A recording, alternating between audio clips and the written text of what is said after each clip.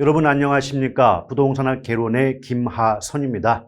오늘 여러분과 더불어 기초 입문 수업에 임하게 됐는데요. 대단히 반갑고요. 일단 본격적인 수업을 들어가기 앞서서 몇 가지 당부의 말씀을 드리고자 합니다. 이미 여러분들이 알고 계신 것처럼 이 부동산학 개론 과목의 특성 자체가 유일하게 법률 과목이 아니다 보니까 다른 법률 과목과 같은 방법으로 학습을 하시게 되면 어떤 시간에 비해서 어떤 노력에 비해서 좋은 결과가 나오기가 어려운 과목이 되거든요. 그래서 뭐 이런저런 얘기 다 빼고 딱 두 가지에 대해서만 얘기를 드릴게요. 일단 첫째, 많은 분들이 질문을 하십니다. 이 개론 과목은 이해하는 과목입니까? 암기하는 과목입니까? 라고 물어봐요. 그럼 저희 입장에서는 이해와 암기가 병행이 돼야 된다라고 항상 말씀드릴 수가 있거든요. 이게 뭐냐면 우리가 왜 이해를 하셔야 됩니다라고 강조하는 이유가 있어요.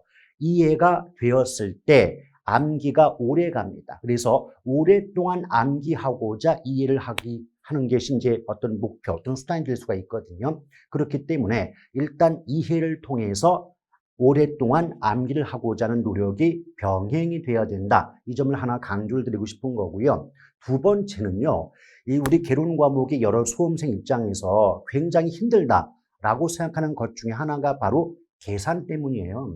나중에 이제 공부를 해 보시다 보면 아시겠지만, 다른 과목들과는 어떤 큰 차이점이 뭐냐면 굉장히 공식들이 많아요. 근데 공식들을 뭐 합하면은 한 거의 100개 정도의 공식이 있는데 그 100가지 공식을 이용한 여러 가지 계산 문제가 25%, 즉 40문제 중에 10문제 이상이 계산 문제거든요. 또 계산 문제가 아니라도 공식과 관련된 문장들이 상당히 자주 출제가 되고 있기 때문에 공식의 암기가 대단히 중요하고 필요한 과목이 바로 부동산 학개론이다. 이 점을 명심하시고 많이 힘든 거 아는데요. 저 같은 경우도 공식 외운다, 뭐 계산 문제 푼다, 저조차도 별로 좋아하지 않습니다. 근데 수험생 입장에서 얼마나 짜증이 나고 힘이 드시겠습니까?만은 그것을 극복하지 않고는 여러분들이 원하시는 그 좋은 점수를 얻기가 쉽지가 않아요. 그래서 우리가 이제 복습을 하다 보면 또 계속해서 이제 수업을 듣다 보면 계산의 전부를 하는 것이 아니라 그 계산 중에서도 내가 할 수 있는 것, 그런 것을 중심으로 집중하고 선택해서 반복하시다 보면 좋은 결과 얻을 수 있으실 테니까 처음부터 너무 좌절하거나 포기하지 마시고 한번 힘을 내주시기를 부탁드리겠습니다. 더불어 우리가 이제 그 수업할 때는요, 한정된 시간 내에서 교과서의 내용을 수업하다 보니까 교과서에 있는 모든 것들을 다 건들 수가 없는 경우가 많아요. 그러다 보니 수업은 수업대로 들으시되 수업에서 들었던 내용을 바탕으로 이 기본서를 자주 반복해서 읽어주시기를 간곡히 부탁을 드리겠습니다. 제가 이렇게 드리고 싶은 말씀 이 정도에서 끝내고요. 이제 본격적인 수업에 들어가 보도록 할게요. 자, 기초 입문이다 보니까 뭐 여러 가지 말을 뭐 다 하기는 어렵겠죠. 우리 부동산학 개론은 제1편 부동산학 총론부터 마지막 제8편 부동산 감정평가론까지 8개 파트로 구성이 된다라고 보시면 되는데, 물론 넓게 보면 총론, 강론, 감정평가론 세 가지 분야로 나눠 볼 수도 있습니다. 자, 가장 먼저 부동산 총론이 나오는데요. 여기 이제 제목상 부동산 활동 이렇게 제목이 나와 있지 않습니까? 일단 부동산 활동의 뜻부터 알아두실 필요가 있어요. 자, 부동산 활동이란 누가 인간이 부동산을 대상으로 전개하는 여러 관리적 측면의 행위를 말한다. 교과서에도 이렇게 나오고요. 또 이렇게 출제가 되고 있다는 거죠. 그래서 실제로 시험에 나오는 문장 위주로 알아두실 필요가 있는 건데, 이 말이 과연 무슨 말이냐면 어떤 행위를 합니다. 인간이 부동산을 대상으로 어떤 행위를 할 때 그걸 모두 묶어서 부동산 활동이란 말을 쓰고 있거든요. 예를 든다면 우리가 부동산에 투자한다, 부동산을 관리한다, 부동산을 개발한다, 이런 말 많이 쓰고 있지 않습니까? 그러면 부동산 투자라고 할 때 투자 누가 합니까? 사람, 인간이 하는 거죠. 근데 투자 앞에 부동산자가 붙었거든요. 그러면 부동산 투자는 인간이 부동산을 대상으로 수익을 얻고자, 돈을 벌고자 자금을 투입하는 행위겠구나. 이렇게 해석할 수가 있거든요. 또 부동산 관리라는 게 있어요. 상식적으로 뭐 땅이라든지 건물을 부동산 그럴 때 관리 누가 해요? 인간이 한단 말이죠. 근데 부동산 관리니까 그 관리는 관리의 대상은 바로 부동산이 되는 거 아니겠습니까? 이런 것처럼 뭐 개발이든 관리든 뭐 마케팅, 감정평가 뭐가 됐건 간에 사람이 부동산을 대상으로 어떤 행동을 하게 되면 그건 모두 부동산 활동에 속한다라고 보시면 되는 겁니다. 아시겠죠? 자, 그럴 때 이런 부동산 활동의 주체는 크게 공적, 사적, 민관 합동이라고 하는데 공적 주체는 제1섹터거든요. 사적 주체가 제2섹터, 민관 합동은 제3섹터 이렇게 구분이 될 수가 있어요. 과거 기출문제에서 이런 경우도 나온 적이 있거든요. 예컨대 민관 합동은 공적 주체와 사적 주체의 결합이다 보니까 제3섹터라고 해야 되는데 기출문제에서 뭐 이 섹터 이렇게 말을 바꿔서 틀리게 만든 경우도 있는 거니까 그 점만 유념하시면 되겠고요. 또 이 부분에서는 어떤 말이 나올 때 이게 공적 주체냐 사적 주체냐 어디에 속하겠는가만 구분하신다면 어렵지 않게 정답을 구할 수 있는 대목이 됩니다. 더불어 부동산 활동의 속성 나오죠. 자, 부동산 활동의 속성은 가끔 물어볼 때가 있어요. 그런데 가장 많이 물어보는 게 대인 대물 활동, 뭐 윤리성, 전문성 이런 것들, 또 과학 기술성 등을 중심으로 출제가 많이 되고 있습니다. 근데 대인 활동, 대물 활동 이게 뭐냐면 방금 전에 우리 뭐 배웠어요? 부동산 활동은 누가 인간이 사람이 무엇을 대상으로 부동산을 대상으로 전개하는 여러 가지 행위를 부동산 활동이라고 들어보셨잖아요. 그러니 부동산 활동의 주체가 인간이라는 관점에서 대인 활동의 성격을 갖는다라고 말을 하는 것이고 또 부동산 활동의 대상이 부동산이라는 물건이 대상이 되기 때문에 대물 활동의 속성을 띈다. 이 정도만 구분하시면 되는 거예요. 더불어 과학기술성 나오는데 그게 뭐냐?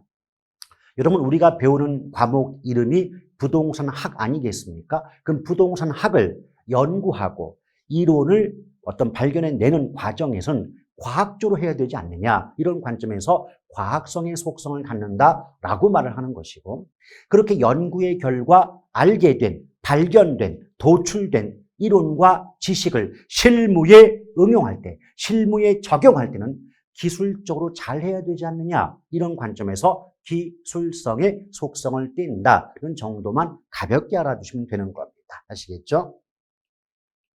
자, 그러면서 이제 전문성 나오는데 전문성도 간단해요. 전문성이 여기 나오는 것처럼 1차, 2차, 3차로 구분이 되는데 이렇게 이해하시면 돼요. 1차는 해당 분야의 전문가가 아니다. 3차는 해당 분야의 전문가다. 2차는 그 분야와 관계는 있지만 그 분야의 전문가는 아닌 경우가 2차가 되거든요. 쉽게 말하면 여러분 우리가 토지라든지 건물 같은 경우를 부동산이라고 말을 하죠. 그럼 부동산의 값어치가 얼마쯤 될까라고 평가하는 작업을 감정평가한다는 말을 많이 쓰고 있지 않습니까? 그렇죠? 그럴 때 만약 감정평가사라는 전문가가 어떤 주택이나 토지의 가치를 평가한다면 이때는 전문가에 의한 활동이니까 3차 수준의 전문성이라고 볼 수가 있어요. 근데 반면에 어떤 주택의 가치를 평가할 때 지나가던 초등학생이 내가 볼 때는 저 주택의 값어치가 한 2억쯤 돼 보인다라고 얘기한다면 누구도 그 말을 귀담아 듣지는 않을 거 아니에요. 누구도 그 말을 믿어주지 않을 거 아니에요. 이처럼 그 분야의 전문가가 아닌 사람에 의한 활동의 경우는 1차 수준이라고 보시면 돼요. 근데 2차를 주로 물어보는데 우리 이제 살다 보면 현실적으로요. 공인중개사 분들이 감정평가하는 경우 있잖아요. 이제 중개사님 저 아파트 얼마쯤 돼요? 네, 저 아파트 뭐 한 2억 얼마쯤 돼요. 라고 말한다면 분명히 공인중개사 분도 부동산과 관계는 있는 분이긴 하지만 감정평가의 전문가는 아니잖아요. 이런 경우를 2차 수준의 전문성이라고 보시면 돼요. 그래서 공인중개사에 의한 감정평가라든지 세무공무원의 과세, 세금 부과를 위한 감정평가 등은 대표적인 2차 수준의 전문성에 해당이 된다라고 보시면 되겠습니다. 아시겠죠? 그 다음에 이제 윤리성 나오는데 이게 쉽게 말하면 윤리성이 그런 뜻이에요.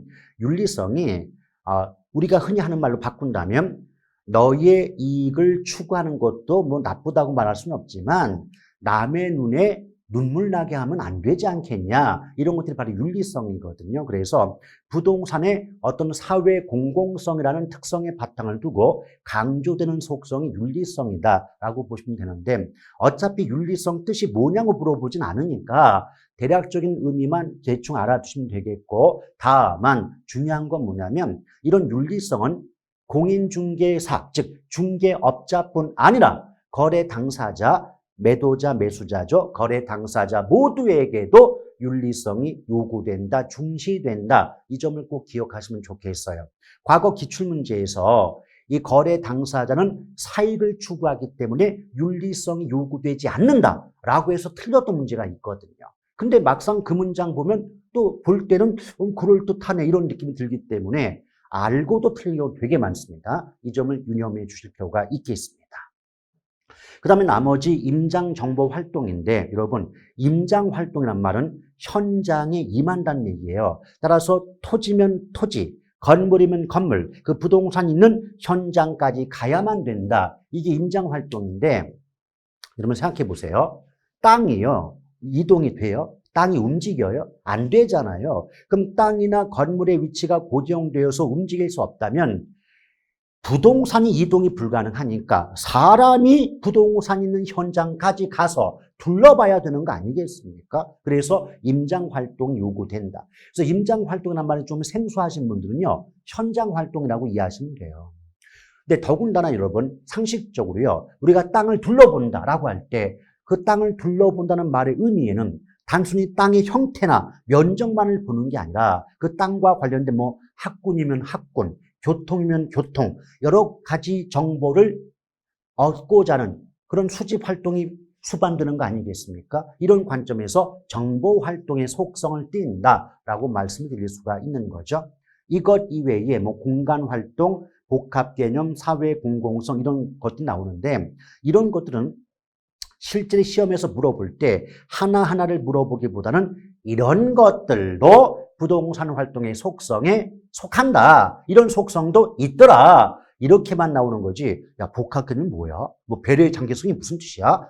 이렇게 물어보는 경우는 없어요. 또 입장을 바꿔놓고 제가 출제자 입장이라도 그런 걸 왜 물어보겠습니까? 물어볼 게 좀 세고 셌는데 그러니 너무 크게 부담 가질 필요는 없더라. 제가 수업 시간에 강조해 드리는 거 있잖아요. 그것만 알고 가셔도 합격이 뭡니까? 고득 정도 충분해요. 근데 많은 분들이 6개 과목을 공부하시다 보니까 어떤 때는 개론 공부하다가 공법 공부하다 보면 또 어떻게 개론 공부하면 다 까먹게 되고 이렇게 돼서 힘이 드는 거지 여러분들이 뭐 이해가 잘 안 돼서 이렇게 좀 힘든 경우는 거의 없습니다. 아시겠죠?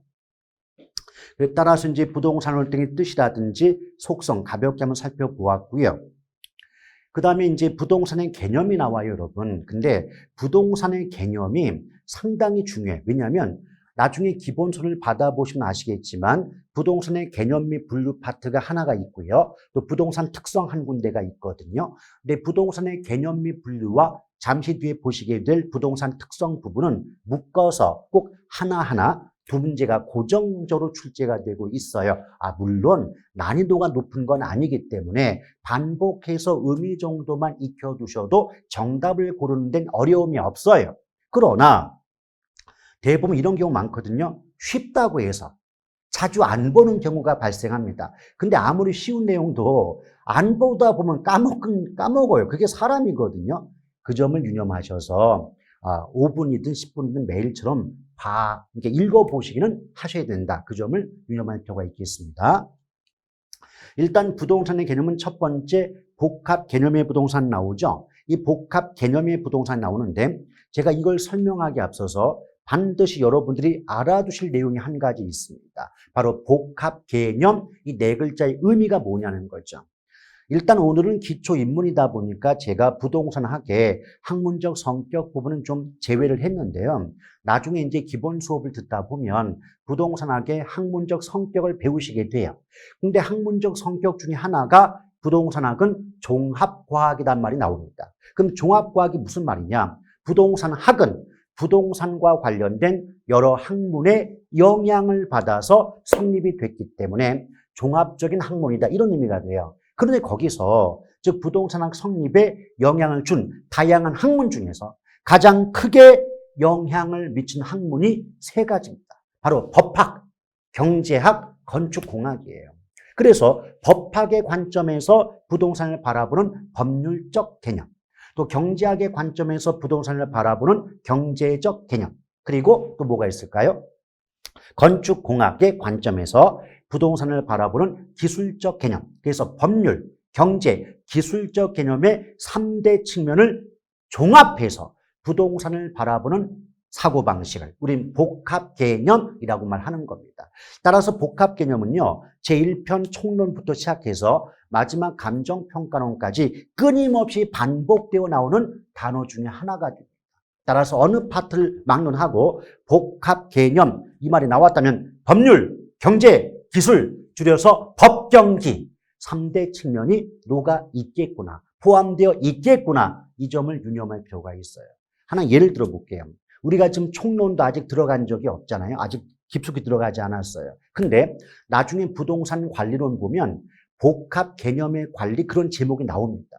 근데 내용을 배운 적이 없으니까 내용은 예측할 수가 없겠지만 구성이나 구조는 예측이 가능해요. 왜? 복합 개념의 관리다. 그럼 잘 모르겠지만 앞에 복합 개념 이 말이 나왔으니까 그 속에는 법률적 측면의 관리, 경제적 측면의 관리, 기술적 측면의 관리라는 말이 나올 수 있겠구나. 그런 내용을 배우겠구나. 이런 예상은 가능할 수가 있지 않겠습니까? 맞죠? 그래서 다시 한번 강조합니다. 복합 개념, 이 말이 어디에 나오든 여러분들은 법률, 경제, 기술, 줄여서 법경기 3대 측면이 포함이 되어 있을 거라고 생각하시면서 문제도 푸시고 문장도 익혀두실 필요가 있는 겁니다. 아시겠죠? 그럼 여기서 첫 번째 법률적 개념 나와 있지 않습니까? 법률적 개념. 근데 사실 법률, 경제, 기술이라는 3대 측면이 녹아 있다고 할 때 문제와 관련해서는요, 거의 100% 법률적 개념의 부동산을 물어봅니다. 즉 경제나 기술적 개념의 부동산은 그 속에 뭐가 포함되니 종류 정도만 물어본다면 내용까지 물어보는 건 법률적 개념의 부동산이라고 보시면 돼요. 따라서 미리 말씀드리고 싶은 것 중에 하나가 뭐냐면 부동산 개념 공부할 때는 법경기 3대 측면을 모두 공부하실 필요가 있겠지만 그 중에서 핵심은 법률적 개념을 중심으로 공부를 하시되 경제와 기술적 개념의 부동산은요, 종류 정도만 외워두셔도 무방하다라고 보시면 돼요. 그런데 법률적 개념의 부동산은 크게 협의, 좁은 의미의 부동산과 광의, 넓은 의미의 부동산으로 구분이 된다는 겁니다. 따라서 일단 지문 속에서, 문장 속에서 협의, 광의 이 말 나오는 그 순간 이거 복합 개념 중 법률적 개념의 부동산 얘기하고 있는 거야 라는 것을 염두에 두시고 들어가시면 돼요. 첫 번째 협의의 부동산 나왔어요. 협의, 즉 좁은 의미의 부동산은 민법상 부동산으로서 토지 및 정착물을 말한다라고 적혀 있지 않습니까? 여러분 민법을 배우시면 민법 제99조 1항에서 토지 및 정착물은 부동산이다라고 규정하고 있고요. 2항에서는 부동산이 아닌 물건은 동산이라고 규정하고 있다는 겁니다. 그래서 민법에서 규정하고 있으니까 민법상 부동산이고 이건 좁은 의미가 되기 때문에 협의의 부동산이고 그래서 출제하는 분들이요. 어떨 때는 협의의 부동산, 또 어떤 때는 민법상 부동산, 또 어떤 경우는 토지 및 정착물이라고 출제를 해요. 근데 막상 알고 보면 똑같은 말 한 거거든요. 이 점을 먼저 기억할 필요가 있습니다. 그런데 어차피 여러분 입장에서 보셔도 토지 및 정착물 그럴 때 토지는 땅이니까 굳이 물어볼 여지가 없어요. 그 무엇을 중심으로 출제를 할까요? 바로 정착물이죠. 그럼 여러분들도 정착물의 뜻이 뭐고 정착물이 어떻게 구분이 되고 또 정착물을 구분하는 기준에 무엇들이 있겠는가를 살펴주실 필요가 있는 거죠. 근데 정착물의 의미는 일단 국어로 한번 따져볼까요? 정착과 물이란 말이 결합되어 있단 말이에요. 그럼 정착이란 말이 뭘까요? 한 곳에 붙박혀서 움직이지 않는다, 이동하지 않는다, 이런 경우를 정착이란 말 쓰고 있지 않겠습니까? 또 물은 물건의 줄임말이겠죠. 그럼 합하면 우리식대로 해석해보면 한 곳에 북박혀서 움직이지 않는 물건이 정착물이다라고 이해하시면 돼요. 근데 제가 항상 하는 말씀 중에 하나가 뭐냐면 이해는 쉬운데 실제 시험에 나오는 문장이 어렵게 나옵니다. 그래서 실제 시험에 나오는 말로 한번 제가 얘기를 해볼 테니까 차분하게 들어보세요. 정착물이란 토지 등에 부착되어 지속적으로 사용됨이 사회 경제적으로 타당하다고 인정되는 물건을 말한다라고 출제가 되는 거예요. 근데 이 중에서 가장 중요한 게 지속적으로라는 말이에요. 그러니까 땅이나 건물에 붙어 있다 할지라도 지속적으로, 계속적으로 부착이 되어 있을 때 정착물이라고 말하는 것이지 임시적이거나 일시적인 부착 상태에 있다면 정착물이라고 말할 수가 없는 겁니다. 아시겠죠? 따라서 예컨대 어떤 게 있을까요? 뭐 비닐하우스라든지 판잣집이라든지 또 공중전화 박스라든지 이런 것들은 정착물로 보지 않는 거예요. 즉 부동산이 아닌 동산으로 본다라고 이해하시면 되겠습니다. 오케이? 그래서 정착물에서는 가장 중요한 게 뭐라고요? 지속적일 때. 따라서 일시적이거나 임시적인 부착물은 정착물로 본다, 안 본다? 안 본다. 이 개념만 정확히 알아두시면 충분하겠습니다. 근데 이런 정착물은 크게 토지의 일부가 된 종속정착물과 토지와는 독립하여 거래의 객체, 거래의 대상이 되는 독립정착물 두 가지로 구분이 될 수가 있습니다. 일단 여러분 문제 풀 때 요령 중에 하나 문장 속에서 토지의 일부 이렇게 말 나오면 이거 종속정착물 얘기하는구나 라고 보시고요. 토지와는 독립, 이 독립자가 나오면 이거 독립정착물을 얘기하는구나 라고 생각하시면서 들어오시면 돼요. 근데 토지의 일부가 됐다는 건 그 물건 자체가 땅의 일부가 돼버리니까 어떻게 돼요? 땅 자체가 누군가에게 팔려 넘어간다면 땅의 일부인 물건도 땅에 딸려서 함께 넘어갈 수밖에 없는 거 아니겠습니까? 그렇죠. 그래서 이 종속정착물은 토지가 매매가 되면 매수인에게 토지와 함께 양도가 된다. 이렇게 말이 나올 수가 있는 것이겠죠. 아시겠죠? 근데 그에 비해서는 독립 나오는데 이 독립이란 말을 정확히 좀 이해를 하셔야 돼요. 이 법학이 됐건 부동산 학이 됐건 간에 이 학문적인 용어에서 독립적이다, 독립이다. 그 말은 무관하다, 별개의 것이다 이런 뜻이에요. 따라서 토지와는 독립, 그 말은 토지와는 관계없이 토지와는 별도로 거래의 객체, 거래가 될 수 있는 물건이 바로 뭐다? 독립정착물이다 라고 보시면 돼요. 근데 독립정착물의 가장 대표가 뭐냐면 건물이거든요. 근데 왜 건물을 얘기하느냐? 여러분 현실적으로요. 어떤 땅 위에 건물이 있어요. 그런데 땅은 내버려 둔 채 건물만을 매매하는 경우 있는 거 아마 보신 적이 있을 겁니다. 땅은 내버려 둔 채 건물만을 매매한다? 그럼 그때 건물은 땅과는 무관하게 토지와는 별도로 토지와는 독립하여 거래의 대상이 되고 있는 것 아니겠습니까? 바로 이런 관점에서 건물은 대표적인 독립정착물이다. 또 건물 이외에 소유권 보존 등기된 임목, 또 명인 방법을 갖춘 수목 또는 수목의 집단 등도 대표적인 독립정착물에 해당이 된다라고 보시면 되겠습니다. 또한 이러한 정착물을 구분할 때 구분 기준이 크게 네 가지가 있죠. 자, 설치 주체, 설치 의도, 부착 방법, 물건의 성격인데 저 경우도요. 일단은 설치 주체를 보았을 때 저건 다른 말로 하면 거래 당사자와의 관계 이렇게 말을 바꿀 수도 있는데요. 쉽게 얘기 드릴게요. 똑같은 냉장고, 똑같은 에어컨, 똑같은 가스레인지를 부착했다 할지라도 그게 임대인이 부착한, 즉 집주인이 부착했다. 그것은 그 부동산의 일부로서 정착물로 봐줘요.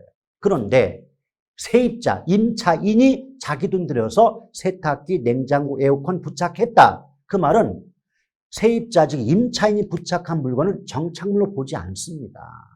조심할 것. 그래서 똑같은 정착물이란 말이 붙을지라도 임대인 정착물, 임대인자가 나오면 정착물로 보지만 임차인자가 붙으면 정착물로 보지 않아요. 쉽게 말하면 여러분 생각해 보세요. 나중에 이사를 갈 때 떼어갈 수 있다. 그건 정착물이 아닌 거예요. 여러분들이 세입자로서 어느 집에 전세가 됐건 월세가 됐건 들어갔어요.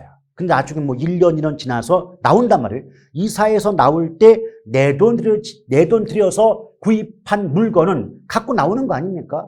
그 갖고 나온다는 자체가 부동산의 일부가 아니라는 거예요. 그래서 정착물로 보지 않는다. 이렇게 되는데 어차피 그렇게 깊숙한 내용까지 물어보진 않을 테니까 어떻게만 기억한다? 정착물자가 있어도 앞에 임차인자가 붙으면 정착물로 보지 않는다. 그 정도만 가볍게 기억하면 좋겠네요. 그 다음에 이제 설치 의도, 부착 방법, 특히 이제 부착 방법을 정확히 좀 알아둘 필요가 있는데 어떤 건물 등에 부착된 물건 자체가 그 물건을 떼어낼 때 제거 시에 별다른 물리적인 훼손이나 손상 없이 쉽게 제거가 될 수 있다면 원칙적으로 동산으로 봅니다. 즉 정착물로 보지 않는 것이겠죠. 거기에 가장 대표가 간판이에요. 여러분 요새 건물들 어때요? 간판을 곧바로 건물의 외벽에 부착하는 게 아니라 간판만 부착하는 공간이 따로 있기 때문에 간판을 붙였다 떼었다 한들 건물의 외벽에 큰 손상 없이 제거가 가능할 수 있지 않습니까? 이럴 때는 정착물로 보지 않는다. 즉 동산으로 본다라고 보시면 돼요. 그에 비해서 벽난로 같은 경우는 말 그대로 벽에 붙어있는 난로잖아요. 그럼 벽에 붙어있는 난로를 떼어내려면 벽을 경상도 말로 뽀살 수밖에 없지 않겠습니까? 이렇게 어떤 제거 시에 물리적 훼손이나 손상이 가해질 수밖에 없는 그런 것들은 정착물로 보는 게 원칙이죠. 근데 예외가 있어요. 조금 아까 제가 뭐라 그랬어요? 별다른 훼손 없이 쉽게 떼어낼 수 있다면, 쉽게 제거할 수 있다면 정착물로 보지 않는다 그랬잖아요. 근데 그럼에도 불구하고 쉽게 제거가 가능함에도 불구하고 그 물건을 제거함으로써 기능상 하자나 효용의 감소가 이루어진다면 그때는 정착물로 봐요. 그게 무슨 말이냐면 여기에 가장 대표가 수도꼭지거든요. 여러분 상식적으로요. 누가 수도꼭지를 정착물, 부동산이라고 생각하겠습니까? 그런데 그 수도꼭지를 만약 떼어낸다. 그러면 수도꼭지를 떼어낼 때 수도관이 파열되는 등의 별다른 손상 없이 수도꼭지는 쉽게 제거 가능할 수 있겠지만 수도꼭지를 떼어내는 순간, 제거하는 순간 수도를 틀어쓸 수가 없어요. 이런 것들을 기능상 하자가 발생한다 이렇게 말을 하거든요. 그래서 어디까지나 부동산 학이라는 학문, 이론적 관점에서 수도꼭지도 부동산 정착물로 본다는 겁니다. 아시겠죠? 어디까지 학문적인 거지 현실적으로 누가 수도꼭지를 부동산을 보겠습니까? 이 점을 좀 유념할 필요가 있겠네요.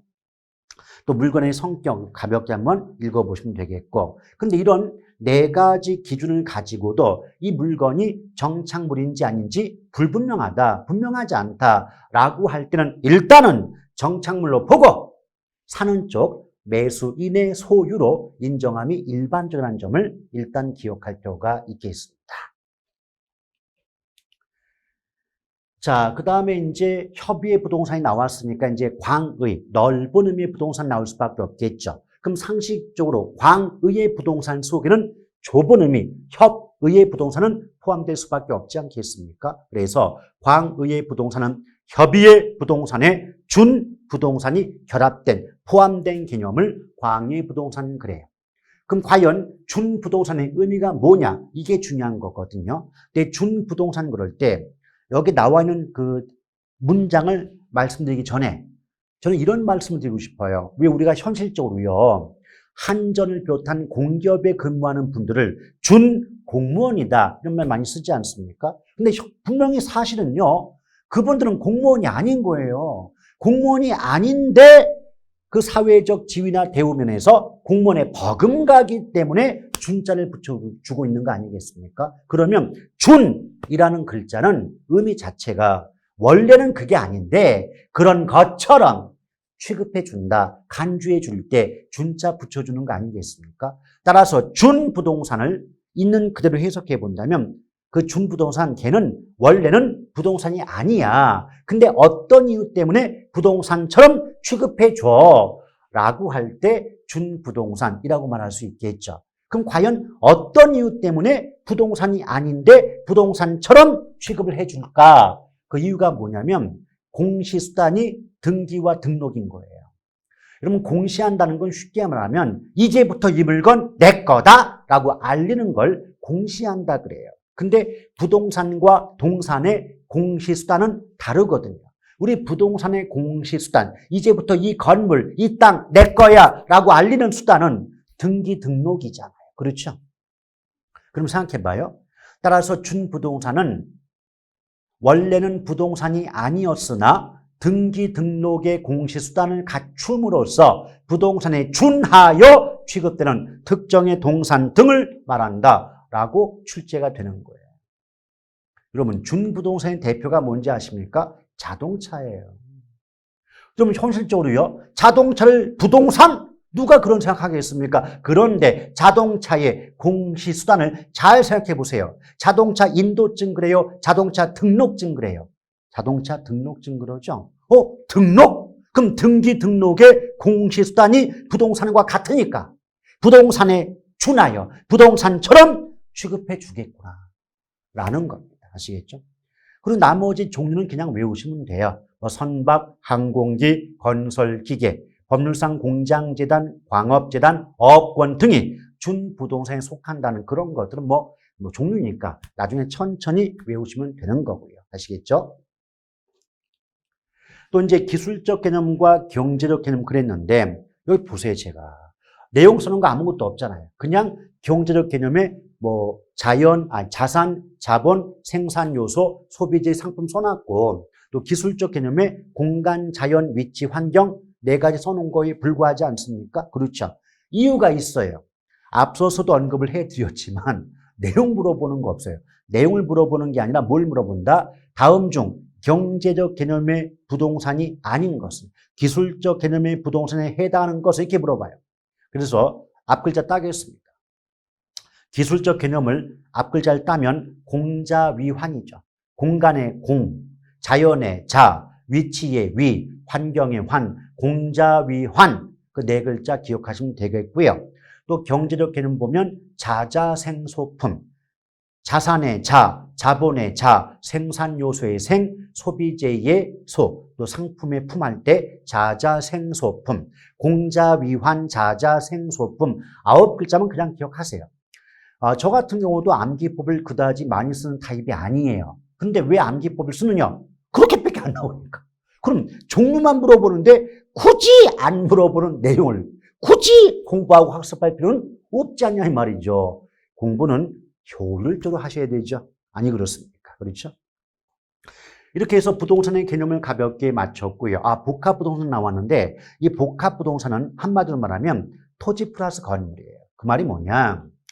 나중에 이제 우리 법을 배우시다 보면 우리나라 법 체계에서는요. 땅과 그 땅 위에 세워진 건물은 하나의 물건을 보지 않아요. 서로 다른 두 개의 물건을 본다는 거죠. 오케이? 따라서 토지와 건물은 법적으로는 두 개의 서로 다른 물건이 되는 겁니다. 오케이? 그런데 문제가 있어요. 여기 지금 A라는 토지 위에 B라는 건물이 세워져 있어요. 그런데 이 건물의 용도가 주거용이래요. 그럼 얘는 한마디로 말하면 주택이 되는 거죠. 근데 여러분 생각해봐요. 우리가 주택이라고 말을 한다면 단순히 주거 용도의 건물만을 주택이라고 하는 것이 아니라 그 건물이 세워진 토지까지 합했을 때 주택이다 라는 말을 쓰고 있는 거 아니겠습니까? 그렇죠.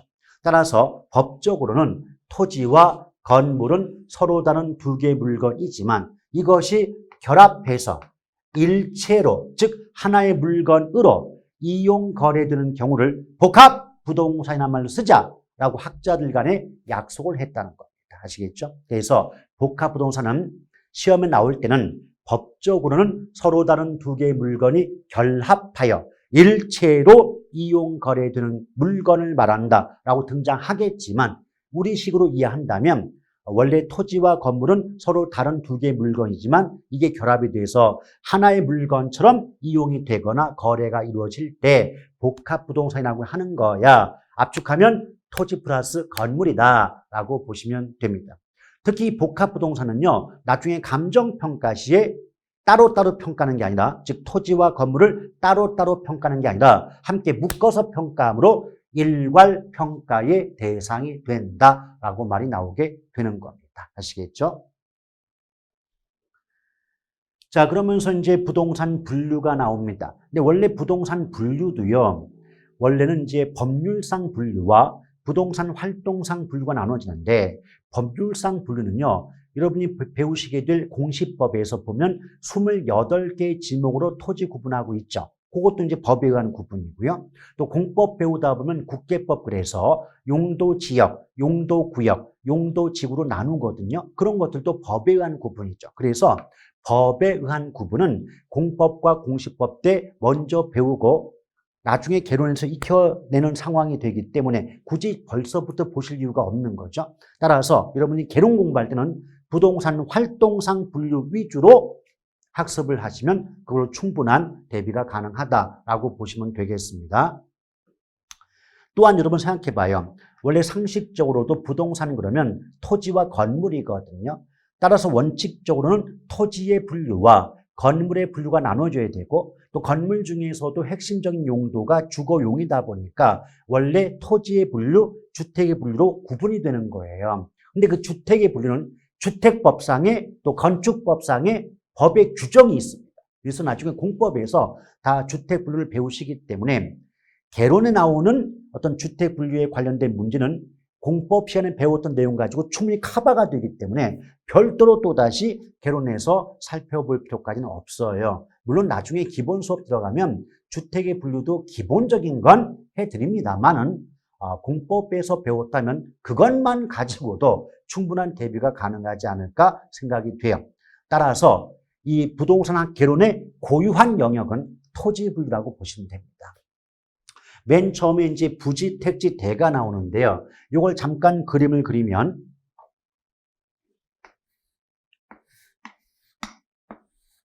이 전체, 사각형 전체가 부지라면요. 부지는 건축할 수 있는 건축용지와 건축할 수 없는 비건축용지를 모두 포함한다고 보시면 돼요. 이 중에서 건축할 수 있는 땅만 택지가 돼요. 택지가 되고 또 택지에는 주거, 상업, 공업 용도의 땅이 모두 포함되거든요. 근데 이 택지 중에서 주거 용도와 상업 용지의 땅만 지목이 개인 토지가 될 수가 있다는 겁니다. 따라서 내용 지금 설명한 게 아니고 전체적인 구조를 먼저 본 겁니다. 그래서 부지, 택지, 대 중에선 가장 범위가 넓은 게 부지, 그 다음이 택지, 가장 범위가 좁은 게 대다라고 보시면 되겠습니다. 그러니까 대라고 하는 건 지목 중에 대라는 지목이 있어요. 그러니까 지목이 대인 땅이 됩니다. 근데 건축법에도 보면 대지란 말 나오거든요. 그래서 건축법에서 말하는 대지와 지목이 대인 땅은 개념 자체가 다르니까 구분해서 기억하실 필요가 있는 겁니다. 근데 일단 부지는 뭐냐면 여기 나와 있는 것처럼 도로를 비롯해서 일정한 용도로 제공되는 바닥 토지를 우린 부지라고 말을 해요. 따라서 최근에 출제 경향을 비춰본다면 여기 나와 있는 것처럼 일정 용도로 제공되는 바닥 토지라고 나오지 않습니까? 그럼 저 같으면 앞뒤 볼 것도 없이 이건 부지라고 그냥 찍어버리고 맙니다. 왜? 그렇게밖에 안 나와요. 근데 이 말을 곱씹어 본다면 부지는 건축할 수 있는 건축 용지와 건축할 수 없는 비건축 용지를 모두 포함하는 게 부지다라고 보시면 돼요. 예컨대 비건축 용지의 대표가 뭐냐면 철도용 부지 같은 거예요. 철도용. 그럼 철도용 부지는 철도용이니까 철도용 부지 위에 건물 짓는 사람 누가 있겠습니까? 못 지어요. 그렇죠? 이런 경우가 바로 비건축 용지라고 보시면 돼요. 근데 그 부지 중에서 건축의 용도로 제공되는 건축할 수 있는 땅만 묶어서 뭐라 그래요? 택지 그래요. 근데 택지가 나오면 어느 파트를 불문하고 주거, 상업, 공업, 주상공 세 글자가 따라 붙게 됩니다. 아시겠죠? 그래서 택지 개발도 나중에 개발론 가면 택지 개발자가 있어요. 그럼 택지가 붙었으니까 그 토지 개발은 주상공, 주거, 상업, 공업 용도의 토지를 개발하는구나.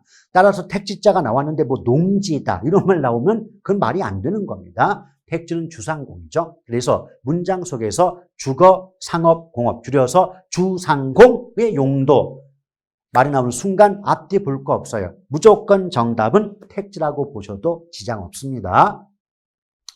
근데 이때 대는 지목이 대인 토지로서 주거, 상업 용지만 해당이 되고요. 공업 용지는 지목 자체가 공장 용지라고 따로 있어요. 그래서 주상공이 택지인데 그중에서 공업 용지는 지목이 공장 용지가 따로 존재하니까 주상만 어디에 포함된다? 대에 포함이 된다라고 보시면 되겠습니까?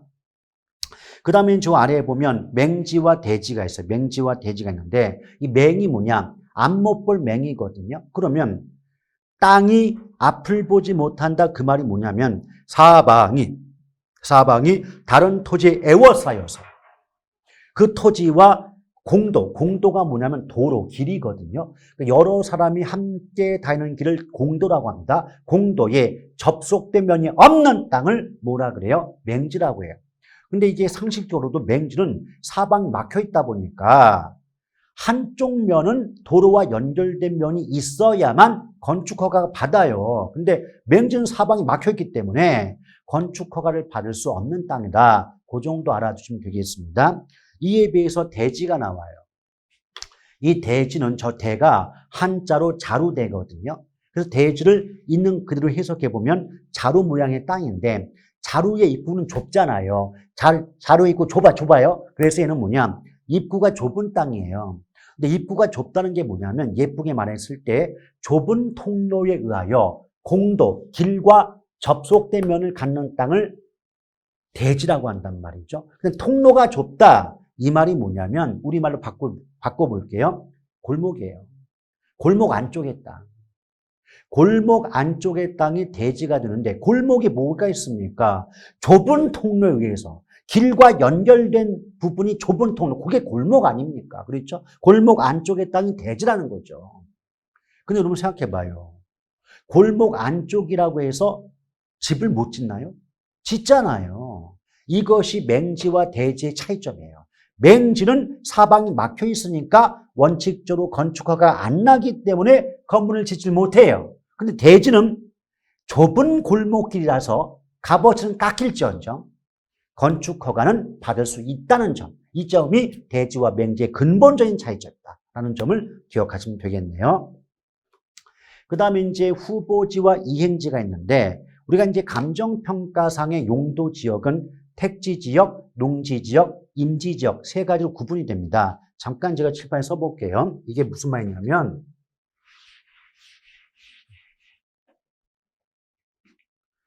자, 감정평가상의 용도지역은 택지지역, 농지지역, 임지지역의 세 가지로 구분이 돼요. 이때 용도지역 간의 용도가 바뀌는 땅을 후보지란 말을 쓰는데 쉽게 말하면 임지지역이 농지지역 또는 농지지역이 택지지역 이렇게 용도지역 간의 용도가 전환 중인 땅은 후보지란 말을 써요.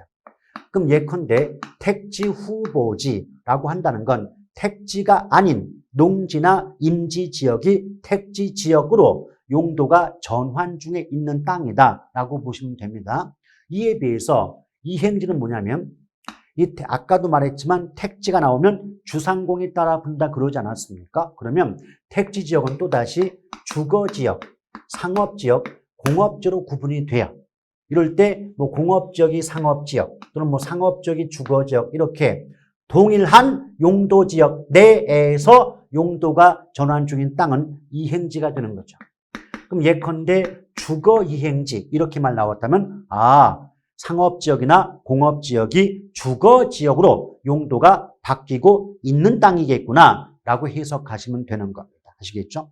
물론 이제 농지지역은 전지, 답지, 과수원, 임지지역은 용재림과 신탄림 구분이 되지만 그런 소분류까지 물어보진 않으니까 소분류는 택지 정도만 알아두시고 주상공 정도만 알아두시고 나머지는 소분류 모르셔도 상관이 없겠다는 거 큰 부담 가질 필요가 없겠습니다. 그럼 이행지까지 얘기를 드렸고요. 자, 필지부터는 다음 시간으로 이어가서 설명을 드리고자 합니다.